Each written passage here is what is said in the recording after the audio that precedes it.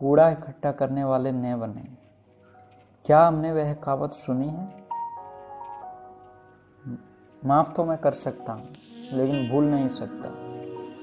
जब एक व्यक्ति माफ करने से इनकार कर देता है तो वह सभी दरवाजे बंद कर देता है। उन्हें खोलने की किसी दिन उसे जरूरत पड़ सकती है। जब हम मन में बैर और द्वेष का भाव रखते हैं तो सबसे ज्यादा नुकसान हम किसे पहुंचाते हैं? खुद को। एक बार की बात है, जिम और कैरी बचपन के दोस्त थे, मगर किसी कारण से उनकी दोस्ती में दरार पड़ गई।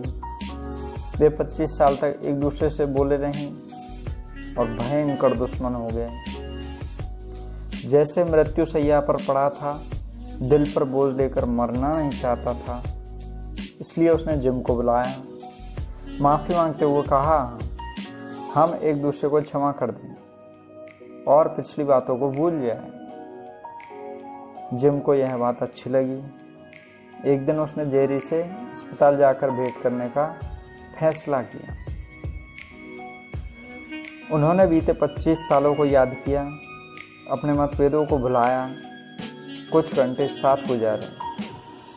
जब जिम जाने लगा, जेरी पीछे से चिल्लाकर बोला, जिम, अगर मैं नहीं मरा तो याद रखना, यह माफी मानी नहीं जाएगी।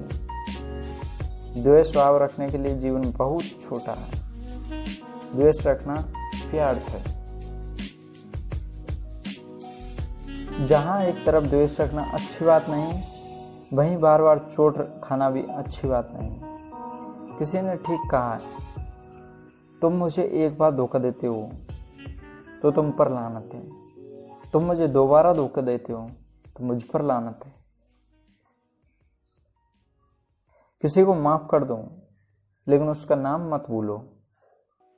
मैं निश्चय ही कह सकता हूं कि उनका मतलब यह था कि दोबारा ठगा जाना या धोखा खाना अक्लमंदी नहीं।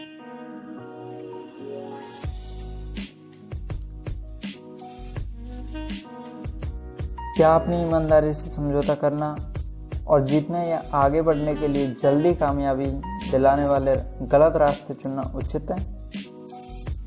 बेईमानी से जीती हुई ट्रॉफी हासिल करके क्या कोई इंसान वास्तव में खुश रह सकता है?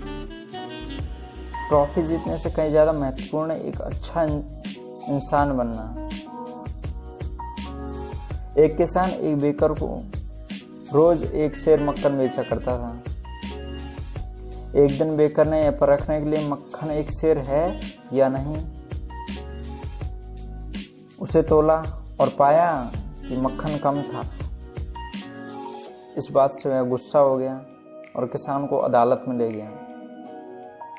जज ने अदालत ने किसान से पूछा, तुम तोलने के लिए किस बाट का उपयोग करते हो? किसान ने जवाब दिया, हुजूर, मैं अज्ञानी हूँ, मेरे पास तोलने के लिए कोई बाट नहीं, लेकिन मेरे पास एक तराजू है। जज ने पूछा, तो तुम मक्खन को कैसे तोलते हो? किसान ने जवाब दिया, इसने मक्खन को मुझसे अब खरीदना शुरू किया, मैं तो बहुत पहले से इससे एक सेर ब्रेड खरीद रहा था। रोज सुबह जब बेकर ब्रेड लाता है तो मैं ब्रेड को बाट बनाकर बराबर का मक्खन तोल कर दे देता हूँ। अगर इसमें किसी का दोष है तो वह है बेकर का। जिंदगी में हमें वही वापस मिलता है जो हम दूसरों को देते हैं। हम जब भी कोई काम करें तो खुद से यह सवाल पूछें, क्या मुझे जो पैसा मिलता है मैं उसके बराबर मेहनत करता हूं? ईमानदारी और बेईमानी एक आदत बन जाती है। कुछ लोग बेईमानी की प्रैक्टिस करते हैं, चेहरे पर जरा भी से कष्ट ना लाए बिना बड़ी आसानी से झूठ बोल देते हैं। ऐसे लोग भी हैं जो इतना झूठ बोलते हैं कि सच क्या है यह भी भूल जाते हैं, मगर वह किसे धोखा दे रहे हैं? किसी और को नहीं, बल्कि खुद को। ईमानदारी तहजीब से पेश की जाती है। कुछ लोग निर्दयी ढंग से ईमानदार होने पर गर्व महसूस करते हैं। ऐसा लगता है कि उन्हें ईमानदारी के बजाय निर्दयता में ज़्यादा आनंद आता है। ईमानदारी बरतने में शब्दों के चुनाव और व्यवहार की महत्वपूर्ण भूमिका होती है।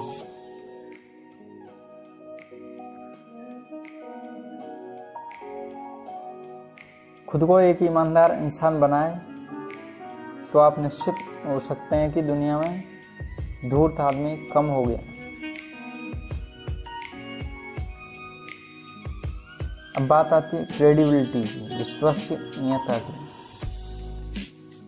एक बार एक चरवाहे का लड़का भेड़ चराने जाया करता था।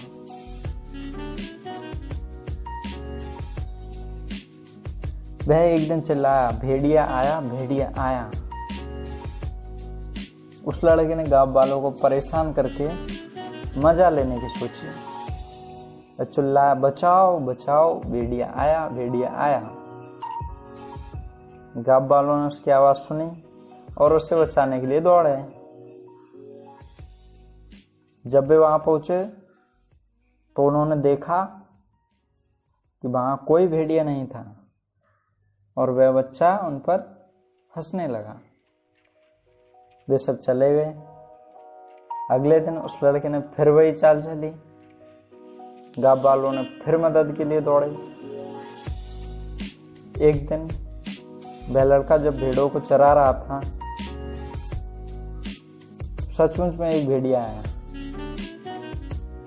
और इस बार वह मदद के लिए चिल्लाया। गांव वालों ने उस लड़के की आवाज तो सुनी मगर उसकी मदद के लिए नहीं आया।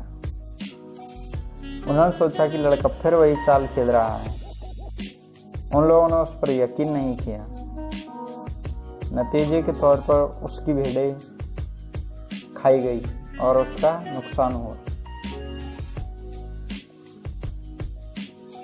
इस कहानी से शिक्षा मिलती है कि जब लोग झूठ बोलते हैं तो अपनी विश्वसनीयता खो देते हैं। एक बार जब वे अपनी विश्वसनीयता खो देते हैं तो सच बोलने पर भी उनका कोई विश्वास नहीं करता।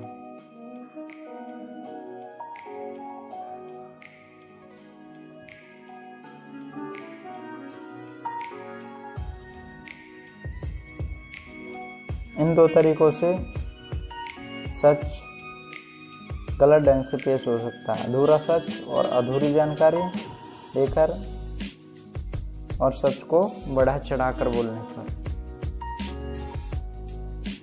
अधूरे सच के बारे में, एक नाविक 3 साल से एक ही जहाज पर काम कर रहा था।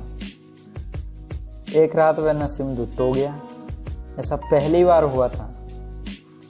कैप्टन ने इस घटना को रजिस्टर में इस तरह दर्ज किया, नाविक आज रात नशे में धुत था।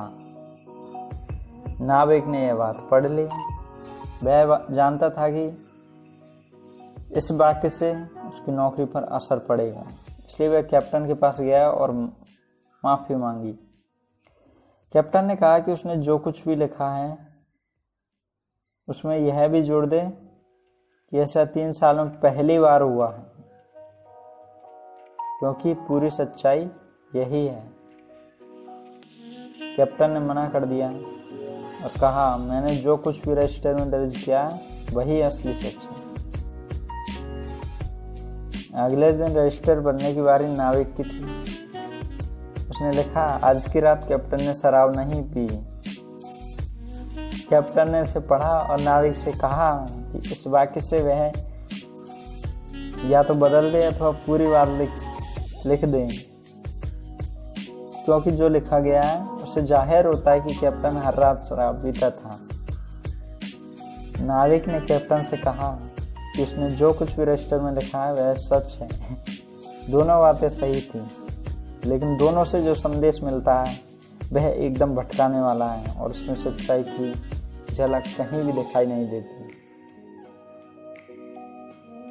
बात आती है सच को बढ़ा चढ़ाकर कहने वालों की। तो निष्कपट होना मन की एक भावना है। इसका सबूत देना मुश्किल है। मन में कोई कपट रखे बिना दूसरों की मदद की भावना रखे और लक्ष्य हासिल करने में मदद करे। मुसीबत में पड़े किसी दोस्त से यह पूछना काफी अखरता है कि मेरे लायक कोई काम हो तो बताओ। क्योंकि ऐसा मदद करने के मकसद से नहीं बल्कि दिखावे के लिए कहा जाता है। अगर वह सचमुच मदद करना चाहता तो कोई ना कोई काम उसके लायक वो ढूंढ लेता। बहुत से लोग अपने स्वार्थ को छिपाने के लिए इंसानियत का नकाब लगा लेते हैं ताकि जब उन्हें तकलीफ हो तो वो हक जताते हुए सहायता मांग सकें। झूठी और बेकार की नाटकबाजी से दूर रहें। धन्यवाद। यदि आपको वीडियो अच्छा लगा हो तो लाइक कीजिए, कमेंट कीजिए, शेयर और सब्सक्राइब करना ना